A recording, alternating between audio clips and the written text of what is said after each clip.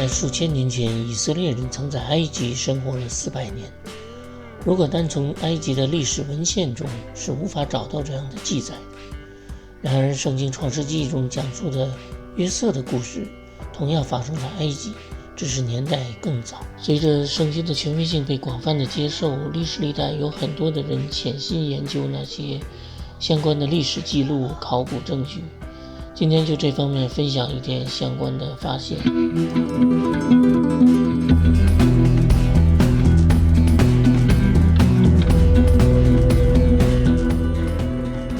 埃及的历史比较悠久，不同的学者研究得出的结论也不尽相同。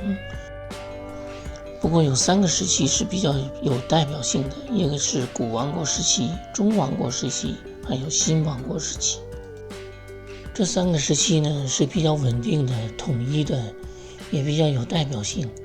而每个时期之间呢，则属于动荡纷争，被称为中间世纪。因为那个时候埃及被分为南北2个部分。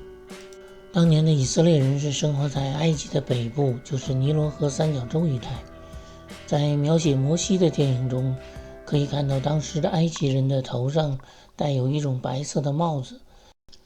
这种装饰呢，是根据找到的埃及石刻中的描绘。这种装饰是埃及北部特有的，也称为 Lower Egypt。南部呢，则使用的是红色的，所以在南北统一之后呢，就出现了带有2个颜色的。关于历史上在埃及的外族人，一直是很多历史学者所谈论的，因为他们有这样一个词叫 Hyksos。圣经讲述在法老时代，以色列人曾经在埃及生活了400年。有不少关于埃及的历史文化的书籍，比如法老的埃及，其中也提到了外族人曾在埃及统治过。另一本书叫《法老之下的埃及》，里面有一章的题目就是叫 Joseph in Egypt， 就是在埃及的约瑟。不过这本书的作者呢，认为圣经所提到的约瑟呢，就生活在外族统治的时期。Joseph accesses his office under one of Hyksos kings。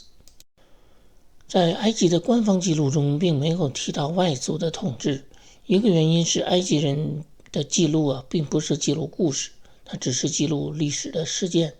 另一个原因呢，是他们不愿意记录他们不喜欢的人与事，包括以色列人在埃及的事。比如公元前的300年，希腊帝国崛起，他们曾征服过埃及，但在埃及的记录中呢，找不到他们战争上失败的记录。然而，任何发生过的事情都会在历史中留下痕迹，这些痕迹可以从各个历史事件、民间的各样的文记记录中看到。于是就有各种不同的理论，比如有人认为呢，圣经中所提到的约瑟呢，就是趁在埃及在外族统治的期间，获得这样的机会在埃及从政的。这样的假设与圣经记录是有一些冲突的地方。创世纪的39章呢，记录了约瑟被卖为奴，他就住在法老的护卫长的家里。第39章的第2节呢，说是约瑟住在他主人埃及人的家里。如果当时的法老呢是外族人呢，那个护卫长也应该是外族人才合理，而不应该是埃及人。创世纪的41章呢，讲述了法老呢将权力赐予约瑟，然后约瑟呢就从法老的前面出去遍行埃及的全地。这段经文中呢2次提到是埃及的全地，所以这里意味着当时的埃及是统一的，而不是南北割据的状态。由于外邦人呢当时只占据了埃及的北部，所以这也意味着那不是在外族人统治的时期。另一个理论呢是按照圣经的年代推算，认为约瑟的那个时代应该发生在埃及的第12王朝，那个时候埃及是统一的。大约从第13王朝之后呢，埃及开始被外族统治，直到持续到第17王朝。那段时间呢，埃及处于南北分治的状态。后来南部的埃及人再次起来统一了埃及，结束了分治，这就应验了圣经出埃及记中提到的，有不认识约瑟的新王起来治理埃及。因为埃及的统一呢是靠赶走外族人，显然对于仍然生活在埃及的以色列人是不会得到好的待遇的。在开罗以南的大约240公里处，有一个地方叫班尼哈散，看上去像是无名的土堆，但那里却有埃及的11、12王朝的墓穴。在第12王朝的墓穴中，我们可以看到其中有一幅特别的壁画，就是出现留有胡须的人，因为埃及人都是要刮脸的，显然这里描绘的不是埃及人。经过艺术复原后的图片会更加清晰些。我们看到这个人物之中是混有动物的，而埃及人是不做牧羊这类事的，所以这里的描绘呢，很像是以色列人的习俗，而且呢也符合圣经的时间。那些壁画可能就是关于以色列人的迁移，因为按照圣经创世纪的记录，就是创世纪的47章，讲述他们求法老赐给他们歌珊地。这个歌珊地呢是一片很大的地区，位于尼罗河三角洲的东北部。第11节呢提到约瑟遵从法老的命，在埃及的最好的地，就是兰塞境内的地，给了他父亲和弟兄居住作为产业。大概是上个世纪的80年代，考古学家们在属于歌珊地的一个小村落，就叫 Crantia， 从事挖掘工作。这个 Crantia 实际上是属于兰塞境内的。实际上比这个 Crantia 更有名的是考古学家在这个小村庄南面发现的，是叫 Avar 的一个非常古老的遗址。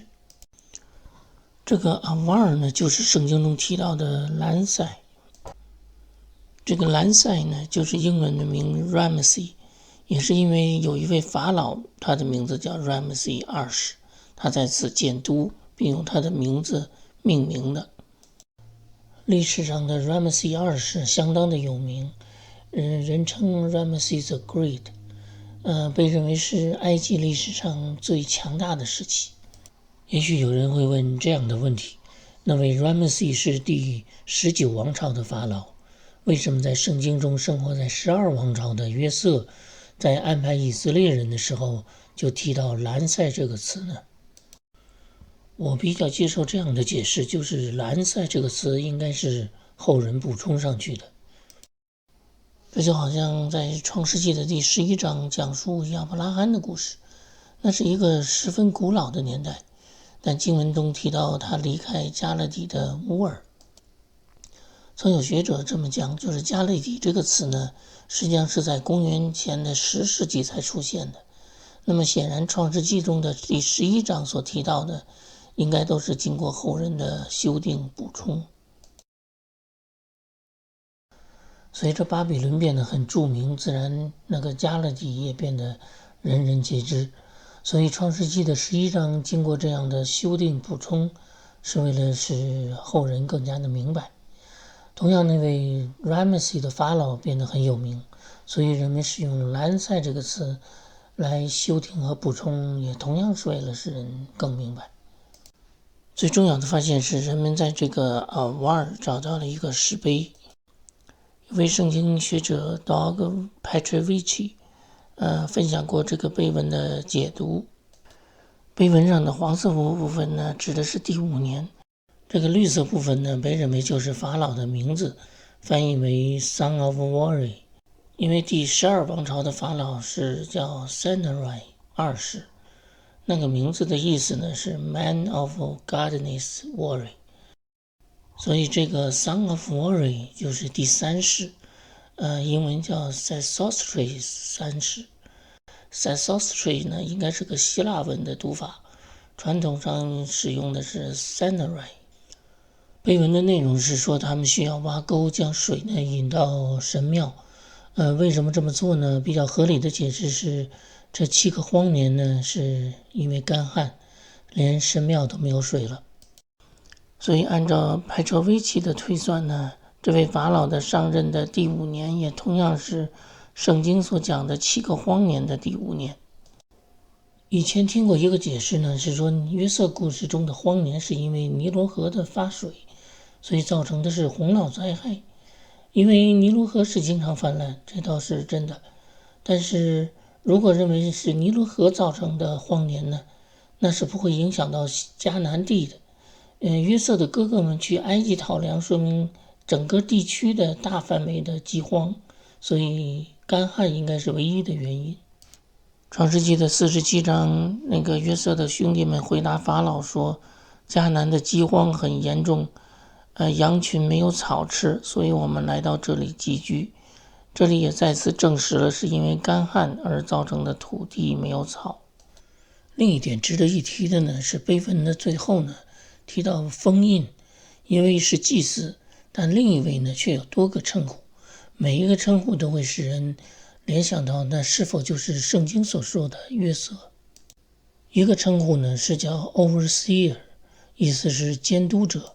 这在象形文字中呢有一个牛头，代表的是守卫，那个框呢是代表的房子，合在一起呢是称为这个人是管辖这个房子的。那么这是谁的房子呢？创世纪的41章40节呢，法老曾对约瑟说 You shall be over my house。 这个小人的符号呢是高的意思，可能的意思是说这个人的位置很高。最特别的一点是碑文中有这样一个特别的人物符号，学者们的翻译结果呢是叫 Lamentin， 是指以色列、黎巴嫩、叙利亚一带。综合所有这些特点，碑文所描绘的就是一位地位很高、权力很大，但却是外族人，如同圣经中那位特别的人约瑟。